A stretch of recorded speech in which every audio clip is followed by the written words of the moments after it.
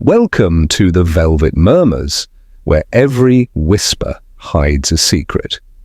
I'm so glad you've joined us for today's mystery. Before we begin, let us know in the comments where you're listening or watching from. We'd love to hear from our fellow mystery lovers around the world. Hercule Poirot and the Mirror Behind the Veil, Chapter 1. The Arrival at Larkspur Hall. The early autumn mist had only just begun to lift from the hedgerows when Hercule Poirot stepped from the train at Bramblewick Halt. The station, if it could be called that, consisted of a wooden platform no longer than a respectable billiard table and a crooked sign barely legible through the overgrown ivy. Poirot smoothed the sleeve of his dove-grey suit, adjusted his matching gloves, and cast a disapproving glance at the mud-streaked countryside stretching beyond the tracks. A most uncivilized location for the exercising of one's little grey cells, he murmured. But perhaps the drama will be suitably civilized to compensate. A liveried chauffeur appeared from behind a rust-speckled Bentley, tipping his hat. "Monsieur Poirot, I'm here on behalf of Lady Cynthia Adderley, if you'd allow me to take your cases." Poirot gave a small, appreciative nod and stepped into the vehicle with the air of one entering a private theatre box. He remained silent during the journey, observing the roads, the curvature of the fields, the signs of early harvest, and the occasional grand house tucked behind oak groves. But his mind was not on the scenery. Lady Cynthia Adderley's invitation had arrived 10 days ago, bearing no more than a cryptic message. "Come to Larkspur Hall. There is trouble beneath the civility. I trust only you." Poirot had known her during the war years, a proud, opinionated woman of firm views and a dislike for ambiguity. The idea that she now required his discreet attention without explaining the nature of the trouble intrigued him.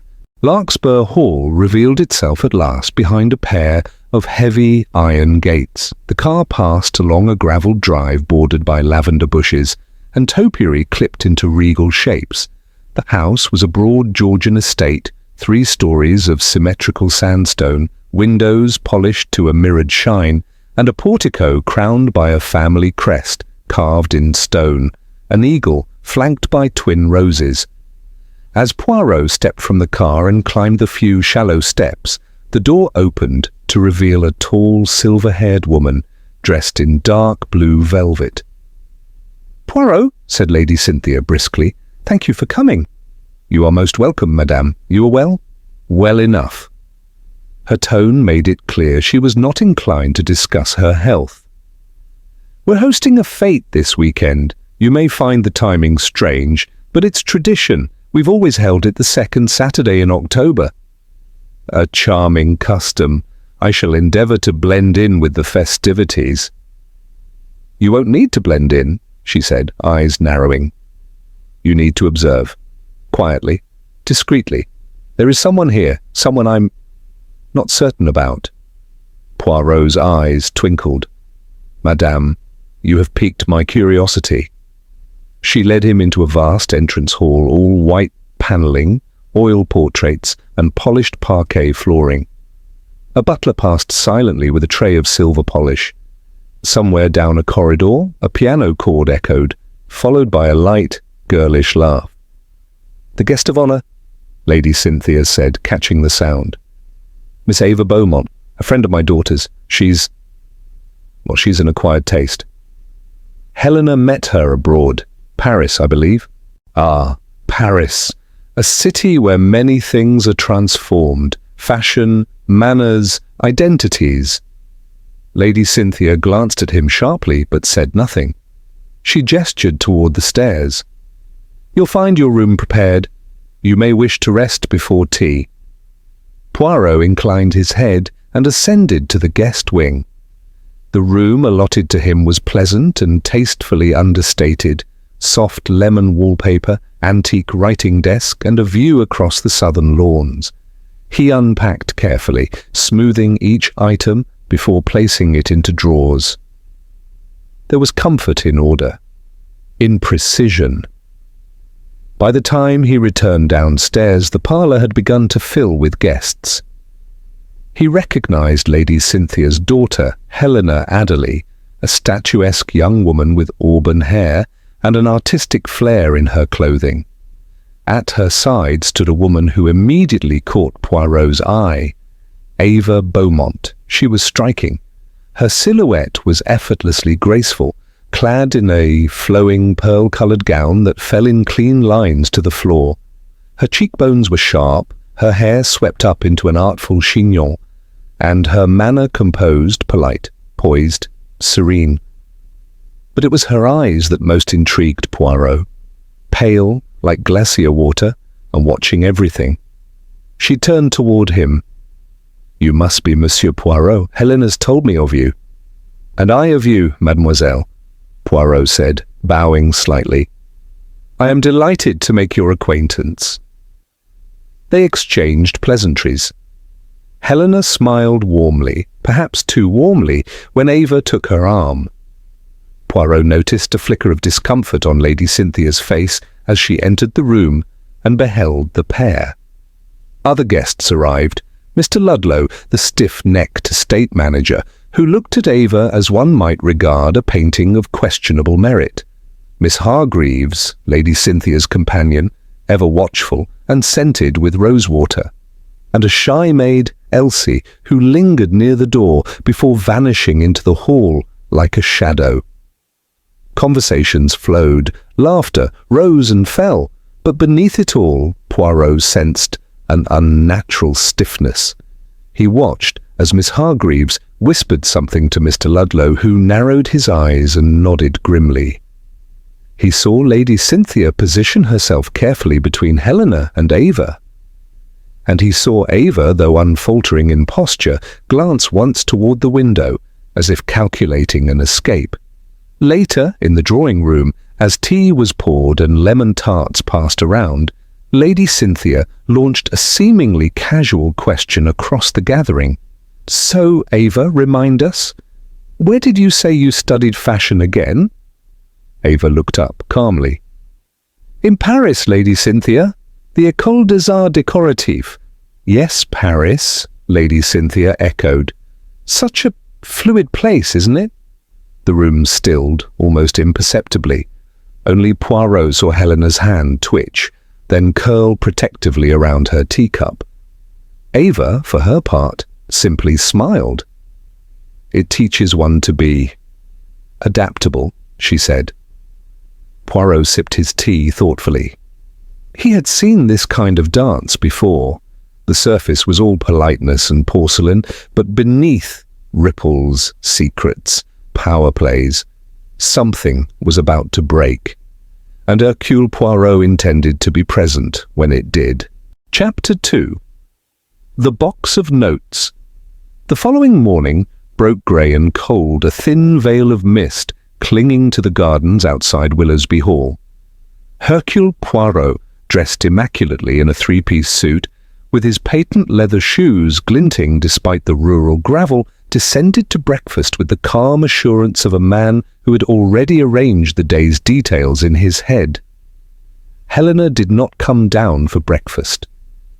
Miss Calabria, brightly dressed and chatty over toast, explained with a smile that Helena was having one of her moods again. Poirot caught the false note in her voice immediately. Judge Lavington had already left for the study. Dr. Finch arrived late, stifling a yawn. Miriam appeared brisk and cold, her morning newspaper folded like a weapon. After tea, Poirot asked Helena if he might see the notes she had mentioned. She agreed, leading him up the west staircase to her room, an airy, pale blue chamber with floral curtains, a writing desk, and a chaise longue beside the window. There was a strange blend of softness and surveillance in the space, a comfort halfway undone by fear. She retrieved a small wooden box from the drawer of the writing desk. Inside were 6 notes, each handwritten in jagged block capitals on plain paper. Poirot examined them one by one. Your lies won't protect you forever. A bastard child is no legacy. Edward deserved better. Leave before it's too late. You dishonor his memory. Even the dead want justice. None were signed. All had the scent of cold fury behind them. May I keep these for analysis? Poirot asked. Helena hesitated, then nodded. If it helps. Poirot carefully placed them in an envelope. You did not recognize the handwriting? No, she said, but I think... One of them smelt like Cala's perfume. Ah, Poirot raised a brow. And this perfume, it is distinctive? Yes, lily of the valley, very sweet. Poirot inclined his head, pocketed the envelope, and took a slow tour of the upper floor. The corridor outside Helena's room offered two branching directions. One led to Miriam's suite, the other toward guest rooms, including that of Calabria. A narrow linen cupboard stood between them, its door slightly ajar. Inside was the faintest scent, cloyingly floral. Returning downstairs, Poirot stepped into the garden for a walk. There he found Mr. Alfred Renshaw clipping the hedges with unnecessary force. "Bonjour, Monsieur Renshaw," Poirot said cheerfully. "I understand you have served the Lavington family a long time?" 32 years, Renshaw replied, "and seen more than I ever wanted." Poirot smiled lightly. "And yet you remain loyal." "Admirable. Tell me, have you noticed anyone lurking about? Leaving things, perhaps?" Renshaw narrowed his eyes. "I've seen Miss Miriam about late at night, snooping down the corridor. She don't trust that girl, never did." "You speak of Helena?" Renshaw nodded. "She may be having a baby, but she's always been trouble, took Edward away from his family. Now she's playing the poor widow, but something's off with her." Poirot thanked him and walked back in, thoughtful. Bias, he noted, was a form of blindness. He spent the afternoon in the judge's study, examining the letters. They were printed, yes, but not entirely anonymously. One showed a faint fingerprint smudge in the margin, another had a frayed left edge, as though it had been torn hastily from a larger page. And the fifth bore a minute stain, invisible to most but not to Poirot's trained eye. Lipstick, pink, a distinct tone. Not Helena's. Her complexion suited softer colours. He turned to the household inventory Miriam had prepared years ago. The stationery used for the notes matched the notepad kept in the drawing-room bureau. That narrowed the suspect list to those with daily access to it. Cala, certainly. Miriam. The doctor. That evening, Poirot returned to his room, passing Dr. Finch in the corridor. The man carried a medical case and gave a curt nod. "Busy day, doctor?" "Just to check on Helena. Her blood pressure's high again." "Ah, may I ask, have you ever prescribed her sedatives?" Dr. Finch paused. "Light ones, nothing dangerous. Pregnancy can be stressful." Poirot thanked him and continued on. But an idea began to form. That night a scream rang out through Willowsby Hall. Poirot bolted from bed and reached the upper corridor as others rushed out of their rooms. Helena stood at the far end, white as snow, hand trembling as she pointed at the floor outside her door. A small folded note lay on the carpet. Poirot picked it up. "The next fall will be from the stairs." Helena clutched the banister, her breath shallow. "I'm not safe," she whispered. "They want to kill me." Poirot escorted her carefully back into her room, noting how her dressing gown was slightly twisted, almost as though someone had grabbed her from behind. He made no mention of it then. Back in the hallway, Miriam was already directing the housemaid to lock every door. Cala stood silently by the staircase, arms folded. Her robe was faintly scented with lily of the valley. Dr. Finch offered Helena a sedative. Mild, he claimed, but Poirot declined on her behalf. "No, monsieur, I believe what she needs most is rest, not to be silenced." Once Helena had settled back into bed, Poirot stepped outside and turned slowly, inspecting each face gathered in the hall. Miriam, Calla, Finch, Renshaw. All now suspects, all with motive or access. But only one with the cruel patience to orchestrate this.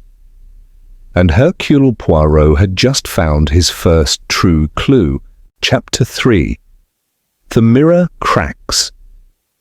It was the silence that woke them, a silence so deep, so absolute, it could only follow a scream.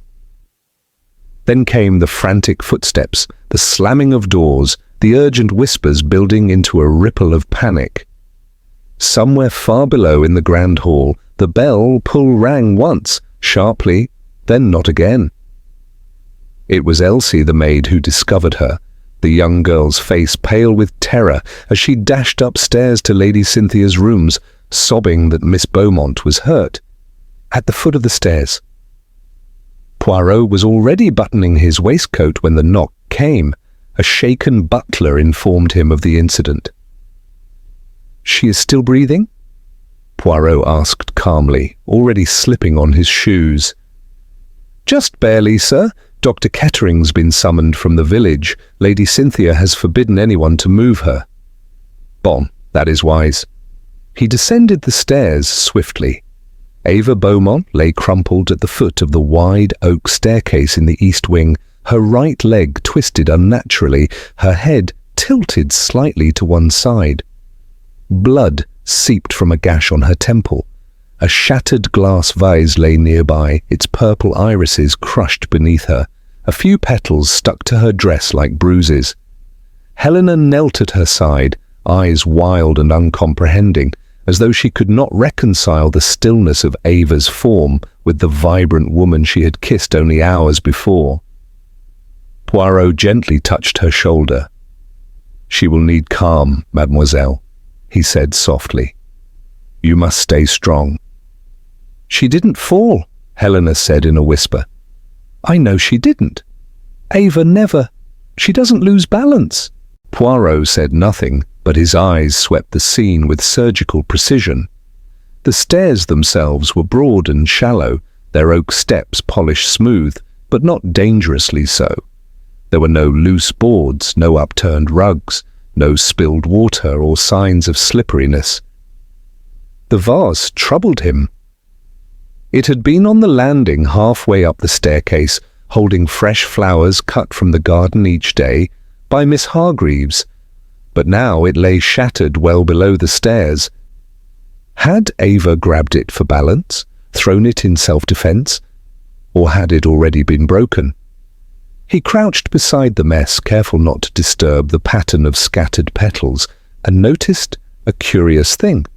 The shards lay too neatly, as if they had fallen from only a short distance. That suggested the vase had not fallen down the stairs, but been broken at the foot of them. Ava had not slipped. She had been attacked. Helena's voice was barely audible. She said someone had gone through her things last night. I told her she was imagining it, but now... Poirot's ears pricked. He rose and turned to Lady Cynthia, who stood stiffly near the stairs, her arms folded tight. "I will look at Miss Beaumont's room now, if I may." She hesitated, then nodded. Upstairs, Ava's room was perfectly arranged, the bed made, the dressing table immaculate, cosmetics aligned like soldiers. A leather-bound vanity case stood open. Her perfume, French and expensive, still lingered in the air. Poirot's eye was drawn to a small writing desk near the window. The top drawer had been opened recently. The dust on the handle was smudged, and inside, the contents had been disturbed. A travel folio, the type used to carry important documents, lay empty.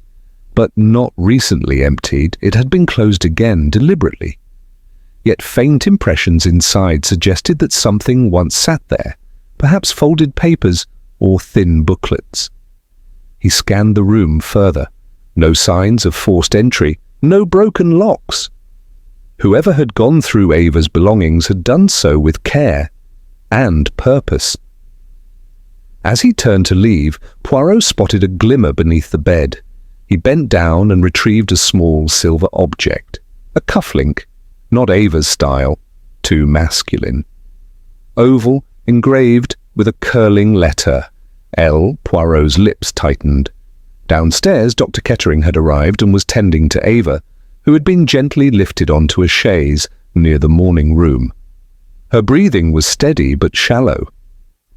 The doctor shook his head when asked if she could speak. "No head trauma beyond the gash," he murmured to Poirot. "But she's clearly been struck or pushed. I'd say the injury was inflicted mid-fall. It's possible she was unconscious before she even hit the steps." Poirot thanked him and returned to the hallway, where Helena now stood alone, her arms crossed over her chest. "She told me someone was watching her," Helena whispered, "but she wouldn't say who. I thought it was just her nerves." Poirot nodded slowly. "Mademoiselle, has Miss Beaumont ever mentioned someone from her past? Someone who might have followed her here?" Helena hesitated. "There was a man in Paris. She said he had once known her before. He recognized her when they crossed paths last year and began showing up near her work. She never said his name, just that he made her feel unsafe. She left her job shortly after." "Did she mention telling anyone else?" Number she didn't trust many people, especially not here. Poirot returned to the east wing and knocked on Mr. Ludlow's study door. The man opened it briskly, already dressed in his riding jacket. "Monsieur Ludlow," Poirot said mildly. "Have you lost something? A cufflink, perhaps?" Ludlow's expression didn't shift, but there was the slightest flicker in his left eye. "Not that I'm aware of." Poirot held up the silver cufflink. "It bears an L. I found it in Miss Beaumont's room." "That proves nothing. The house has dozens of L initials. Larkspur, Lady Cynthia, Lydia, our late cook, common enough letter." "Ah," Poirot replied with a smile, "but not so common a location." Ludlow's jaw tightened. "What are you suggesting?"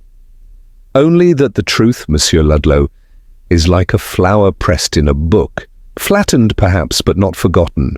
Eventually, it emerges." Ludlow brushed past him, muttering about preparations for the fête. Poirot watched him go, and in that moment, the picture in his mind began to shift. That evening, Poirot took a quiet walk through the grounds. From the drawing-room window, he saw Miss Hargreaves conversing sharply with Lady Cynthia.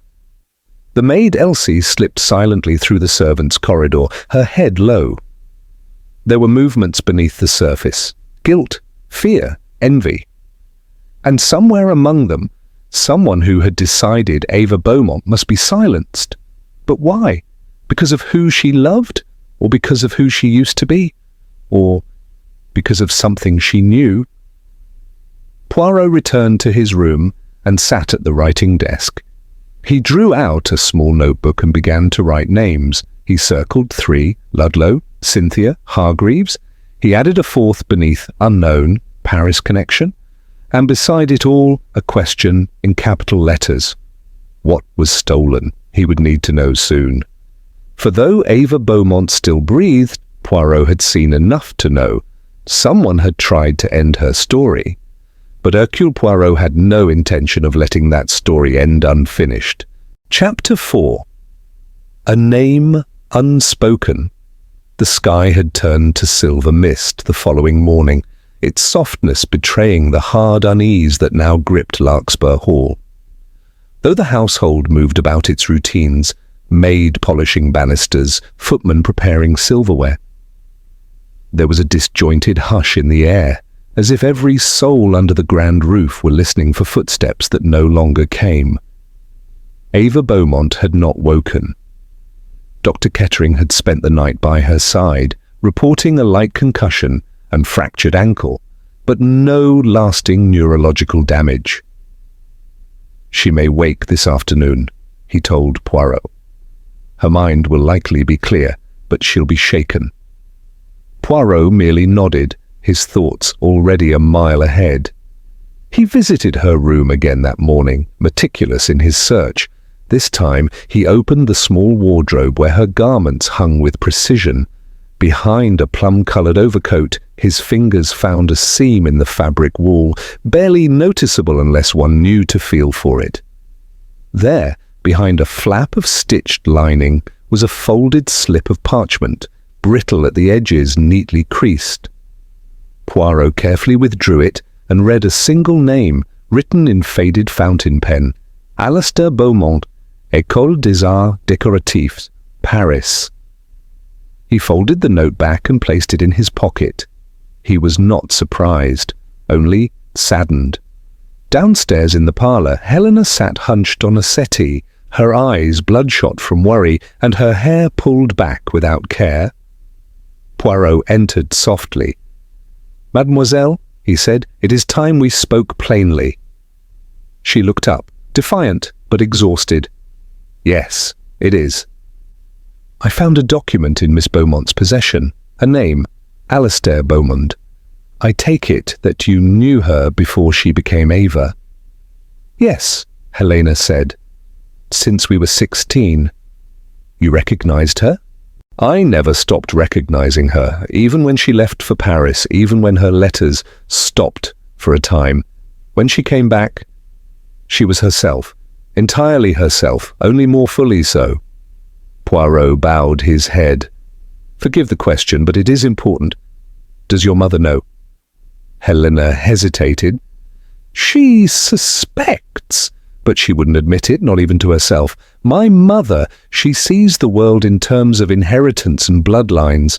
What's appropriate? What's unchangeable? She wouldn't understand." "And the others in the household?" "I told no one, only Ava, myself, and perhaps Elsie. I think Elsie guessed." Poirot gave a faint smile. "Elsie is more perceptive than she is paid to be." Helena looked away. "Do you think this is why it happened? Because of what Ava is?" Poirot folded his hands. "That may be part of it. But, mademoiselle, hatred wears many masks. Fear, shame, envy, even misplaced duty. The important thing is that someone has acted to preserve a lie, and in doing so they nearly took a life." Before Helena could reply, the door creaked. Miss Hargreaves entered, clutching her shawl like a protective talisman. "Oh, I didn't realize you were here," she said stiffly to Poirot. "I was just coming to check on Helena." Poirot stood graciously. "Of course. I shall leave you, mademoiselle, but I may call on you again shortly." Miss Hargreaves raised a penciled brow. "You have questions for me, Monsieur Poirot?" "Not questions," he said mildly. "Clarifications." He departed the parlour and returned to the east wing. There he found Elsie polishing a brass doorknob with furious energy. "Elsie," he said gently, "might I trouble you for a moment?" The girl looked up, startled. "Oh, yes, sir." "You were the first to find Miss Beaumont, were you not?" "Yes, sir. I was just coming from the laundry when I heard a sound, like something smashing. I ran and saw her there. I didn't touch anything, I swear." Poirot held up a calming hand. "I do not doubt your honesty, but I must ask, did you see anyone? Anyone in the corridor, near the landing?" Elsie bit her lip. "I saw someone coming from her room earlier, just before. I couldn't see the face, but I saw something shiny, a chain like a pocket watch or a cufflink, just for a second glinting in the candlelight." Poirot nodded slowly. "And tell me, Elsie, do you know who Miss Beaumont was before?" The girl hesitated. "Not really, sir, but I could tell." "You don't grow up around people without knowing when someone's hiding something. I never cared, though. She was always kind to me, kinder than most." Poirot's expression softened. "Merci, mademoiselle. You have been most helpful." He returned to his room and sat once more at the desk, drawing out the list he'd begun the night before. He added a fifth name, Elsie, witness, not suspect. Then he drew a long line beneath the other 4. At the bottom, he wrote a single sentence. This is not only about identity, it is about what that identity threatens. The stolen folio had likely contained travel papers, perhaps an old certificate or passport. But who had wanted it? And why? Just before luncheon, a telegram arrived. Poirot had wired a contact in Paris the night before. The reply was short, but revealing. Ava Beaumont, enrolled 1927, under male name Ava Beaumont, registered 1932, under female name, same address, same design. Course note, family of interest, attached to embassy scandal, 1925. Poirot frowned.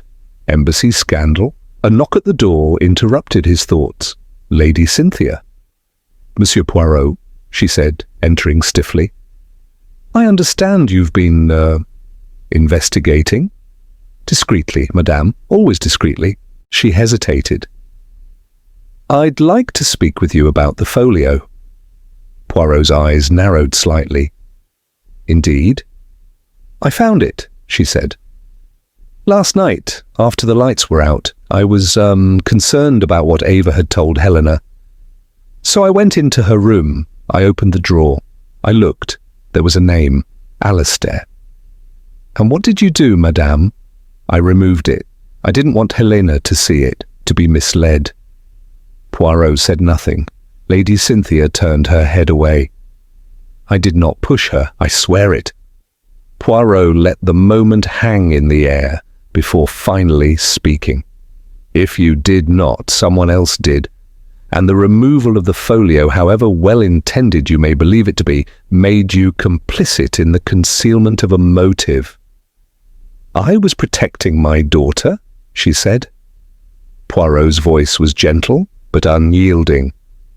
You were protecting your idea of who your daughter should love. He turned away, and Lady Cynthia left in silence. Later that afternoon, Poirot took another walk through the garden paths, where the wind now rustled through the hedges with an urgency that matched his thoughts. It was not just a matter of identity now, it was a matter of legacy, of fear, of someone in this house terrified that the truth would destroy not only Ava's future, but their own. He looked back toward the east wing, where the curtains in Ava's room fluttered faintly. Tomorrow she would wake. And when she did, Hercule Poirot would be ready, with every thread in place, every shadow considered, and every lie on the verge of collapse. Chapter 5. The Letters from Paris. Ava Beaumont awoke just after dawn. Poirot was not present when she opened her eyes, but the moment Dr. Kettering confirmed her consciousness, Poirot requested a private moment. Lady Cynthia objected. Helena insisted. Poirot prevailed. The room was quiet and low lit. Ava lay propped against white pillows, her left cheek bandaged, her limbs stiff but alert. Her eyes, though dimmed by pain, were clear. She watched Poirot with calm scrutiny as he pulled a chair close to her bedside. Miss Beaumont, he said gently, I am Hercule Poirot.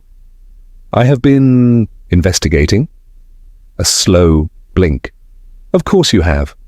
Poirot gave a faint smile. You remember what happened? I remember the scent of violets. Someone was in my room. I thought it was Helena at first. But then something cold, a movement, then nothing. The scent of violets, Poirot repeated. An unusual detail. Ava tilted her head, despite the pain. Miss Hargreaves wears violet perfume. It clings to her like mothballs. Merci, Poirot murmured, tucking the note away. And tell me, mademoiselle, had you noticed anything unusual before your fall? Anything missing? Anyone watching you? She paused. Yes, a folio gone. It contained documents I never use, old papers, nothing important to anyone else. And there were footsteps, always soft, never seen. Poirot leaned forward slightly. Do you suspect anyone? Ava was silent for several seconds. I believe someone wanted me gone. Not just out of this house, but finished. Because of who you are? Because of who I used to be, she corrected, her voice level.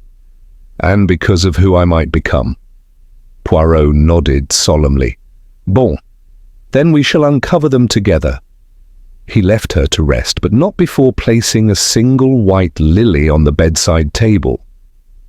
Later that morning, Poirot returned to his room, where a second telegram awaited him, an envelope sealed with a foreign embassy stamp. The message read, Beaumont family linked to embassy fraud, 1925. Father imprisoned for document forgery. Rumors of identity fraud involving son Paris. Record sealed in 1932. No record afterwards, except under name. Ava Beaumont.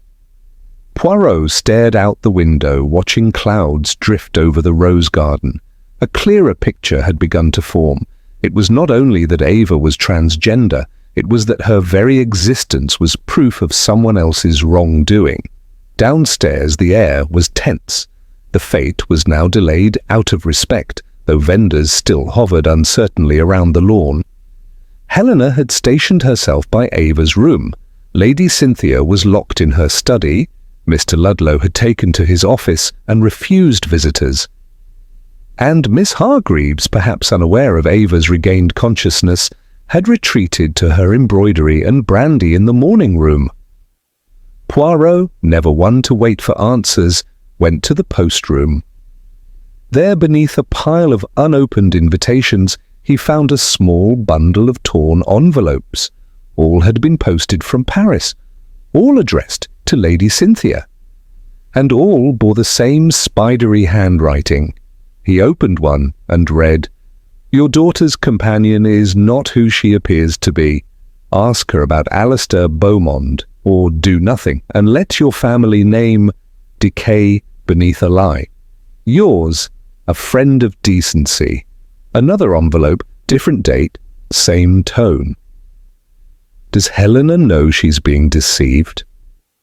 Would the village fete enjoy the story? Do you want me to speak? Or will you? Poirot carefully replaced the letters, made notes, and sought out Lady Cynthia in her study. She opened the door a crack. I've nothing more to say, Monsieur Poirot. But I have something to ask, madame, he replied. Have you kept these letters hidden from your daughter? She opened the door wider, face pale. You found them? I did. Her shoulders slumped. I didn't want her to know someone was threatening Ava. I thought if I simply kept them, they would stop. Poirot stepped inside, closing the door. Madame, letters do not stop. They escalate. Blackmail grows like mildew. It thrives on darkness. I know that now, she murmured. I was a fool. But when the first arrived, I was angry. I thought perhaps it was true, that Ava had tricked Helena, that she was using her past to manipulate her way into the family. And now? I've seen how Helena looks at her. It's not false, nor is it weak. Poirot regarded her with cool compassion.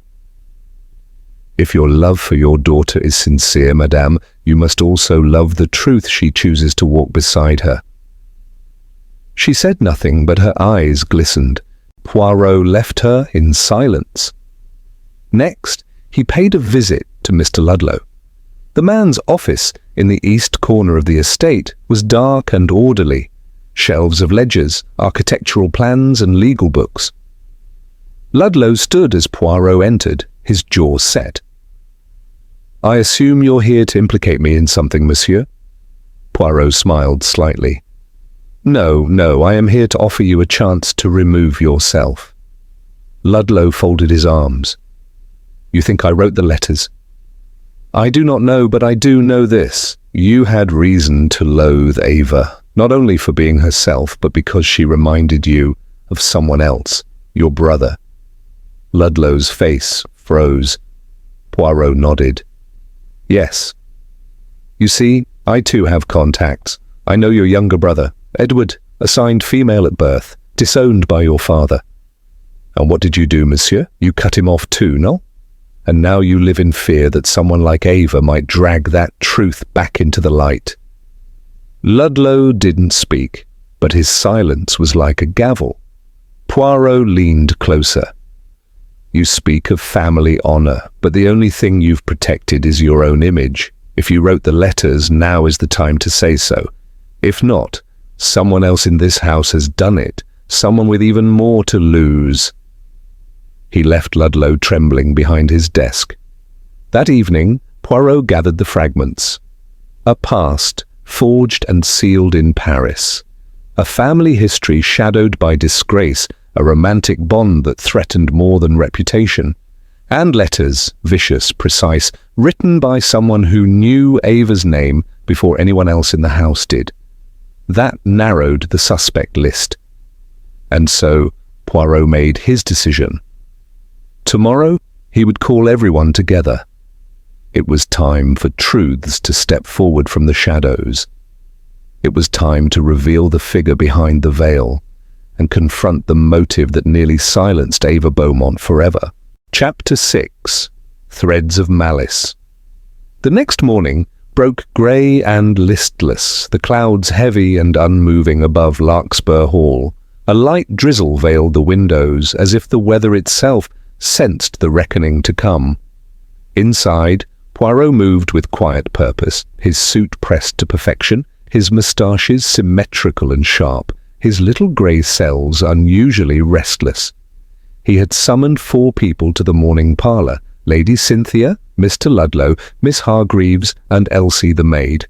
Helena had been asked to remain with Ava, who had stirred again and begun speaking in fragmented sentences, her memory of the night returning in shards.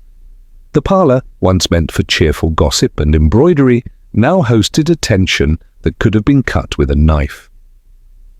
Poirot stood by the fireplace, fingers interlaced, his tone measured and courteous as ever. "Mesdames, monsieur, I thank you for your presence. You are wondering why I gather you, no?" A flicker of discomfort across Mr. Ludlow's lips.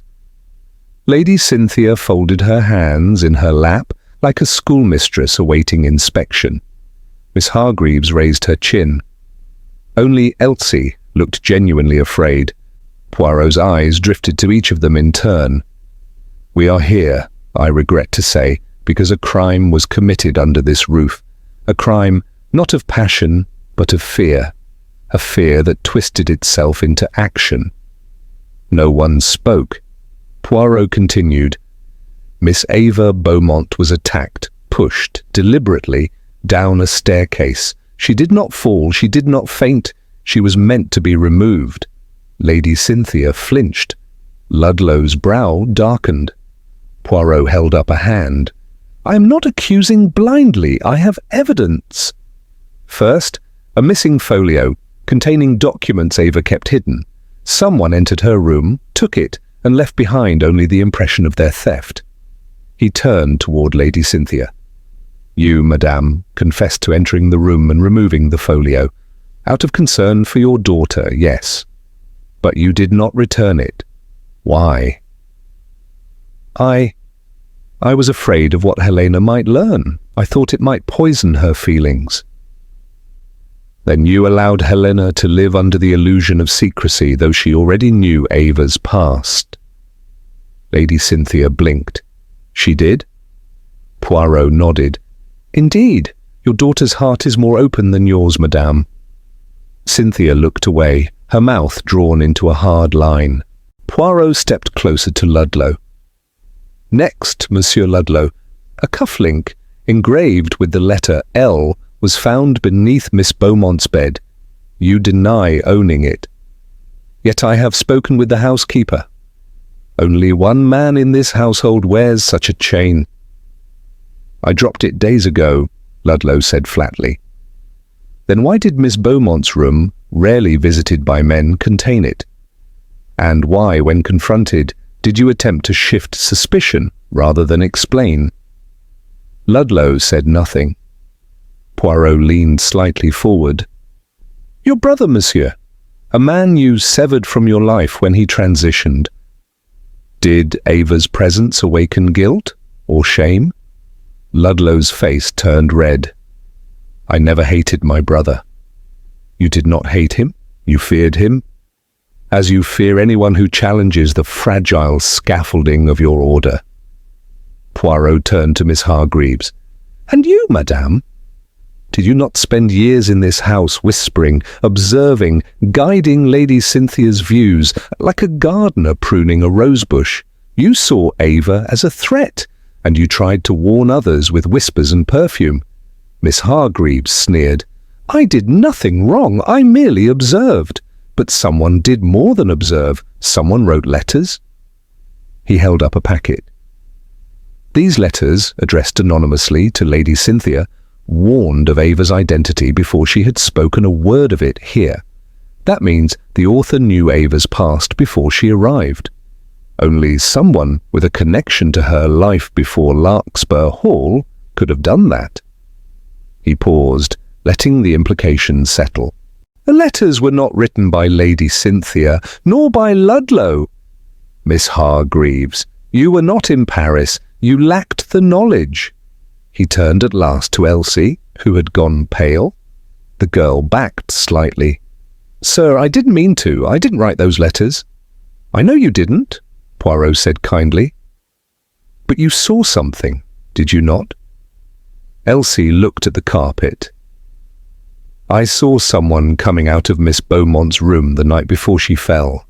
They were wearing gloves and moving quick. But I saw the chain again, a pocket watch chain. Poirot turned back to Ludlow. You visited Ava's room that night. You were the one who took the folio, and you were the one who wrote the letters. I did no such... Poirot raised his hand. Your brother's signature, Edward Ludlow, was registered in embassy records in Paris in 1925. He was part of the forgery scandal that involved Ava's father.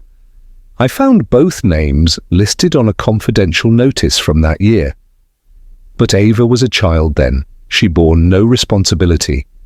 Yet you, who feared exposure of your family's shame, saw her as a threat. If Ava remained with Helena, the name Beaumont would resurface. Old secrets would revive. Ludlow's mouth opened, then closed. Poirot's voice softened. You pushed her, did you not? In the heat of fear.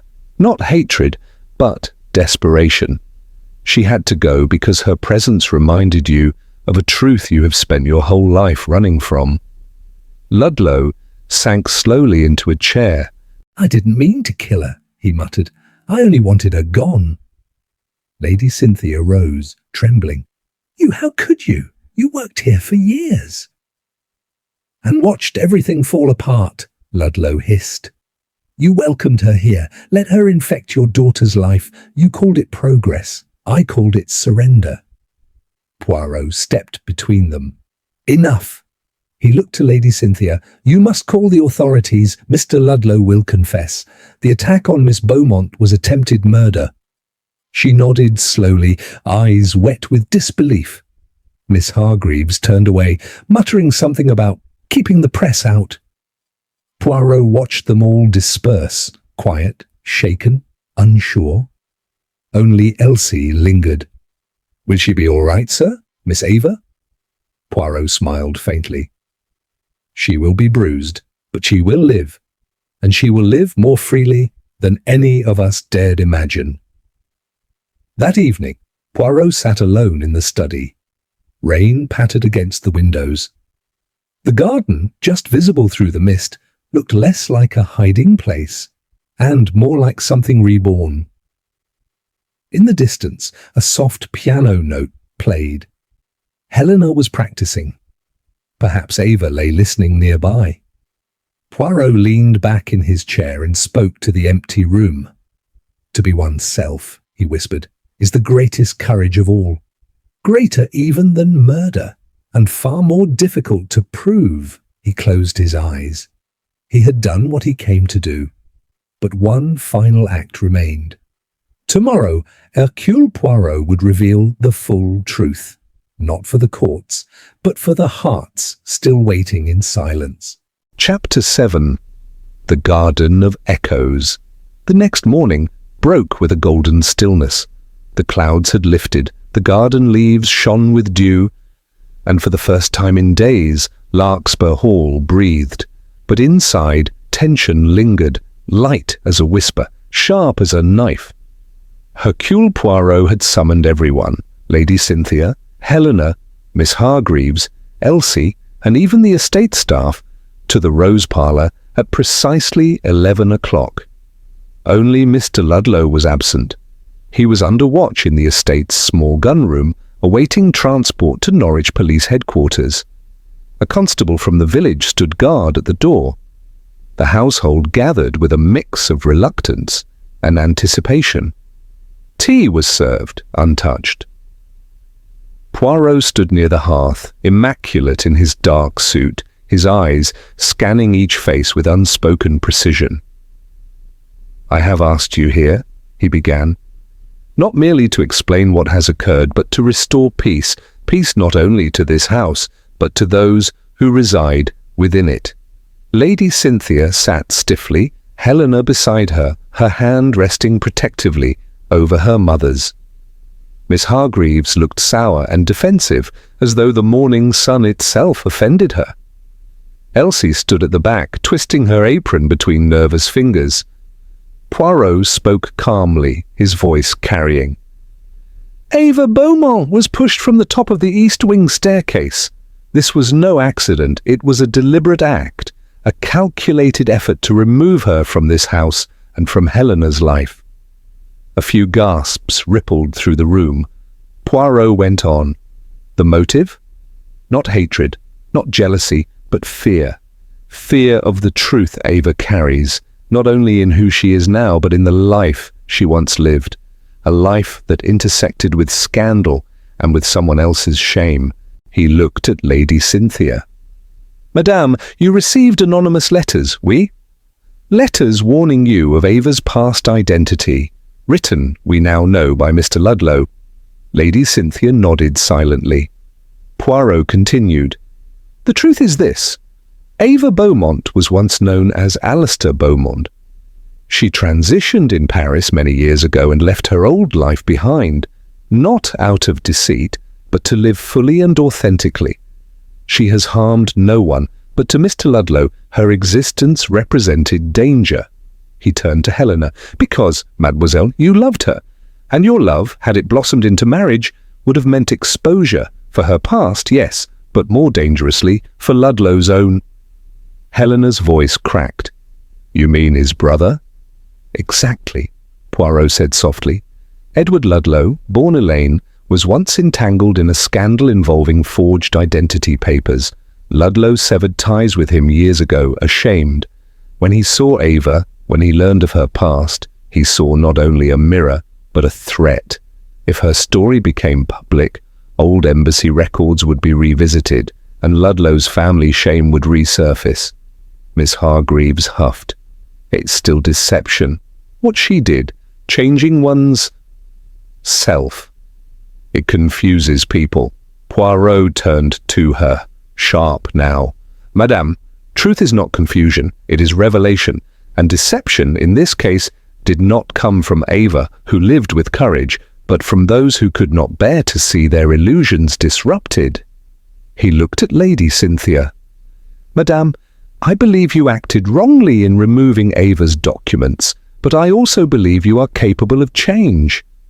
Cynthia looked down, her voice hoarse. "I feared for Helena's future, for what people would say. But I see now. I never asked her what she wanted. I never looked past the surface." Helena spoke, firm and clear.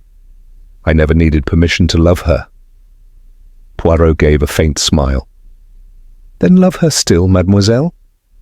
For the only crime committed here was an attempt to steal that love away." Silence fell again. The sound of the garden drifted in, the soft trill of birds, the breeze through the open windows. Poirot turned, at last, to the young maid. "Elsie," the girl stepped forward. "Yes, sir? You have seen much, you have said little, but you showed great loyalty to Ava. For that, I thank you. Elsie smiled, unsure but touched. Poirot clasped his hands.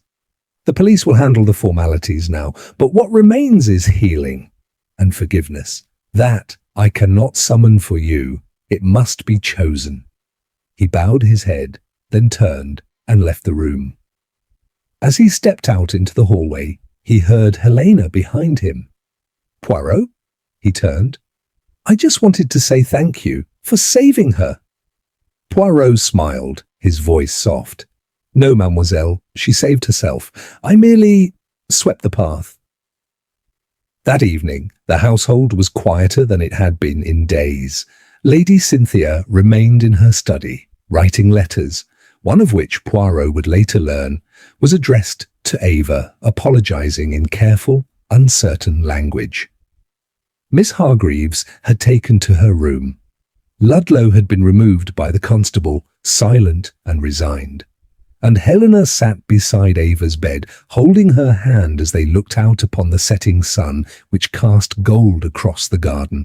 The same garden where, days before, glances had been guarded, steps careful. Now it was just a garden again. Poirot stood at the window watching them from afar. His train would leave tomorrow morning, and he would take with him not only a closed case, but an opened heart. To live truly, he mused, is to live bravely. Ava had done both. And for once, Hercule Poirot found the solution not in a clue or a contradiction, but in compassion, a rare thing, and the most valuable of all. Chapter 8. The Elegant Reconstruction. The following morning, the sun broke with theatrical brilliance, streams of golden light cascading through the high windows of Larkspur Hall as if the house itself exhaled. The fête, once postponed, was cancelled entirely. A different kind of gathering was taking place now. Poirot had chosen the drawing room for the final conversation. It was quiet, sunlit, and blessedly free of the lingering ghosts of confrontation. Ava Beaumont, still pale but sitting upright in a cushioned chair, wore a soft blue silk robe and a half-smile. Beside her, Helena kept an arm gently wrapped around her shoulder.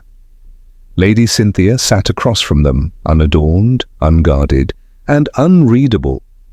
Poirot, ever exact in posture and attire, stood by the mantelpiece. His tone, though measured, carried the gravity of finality.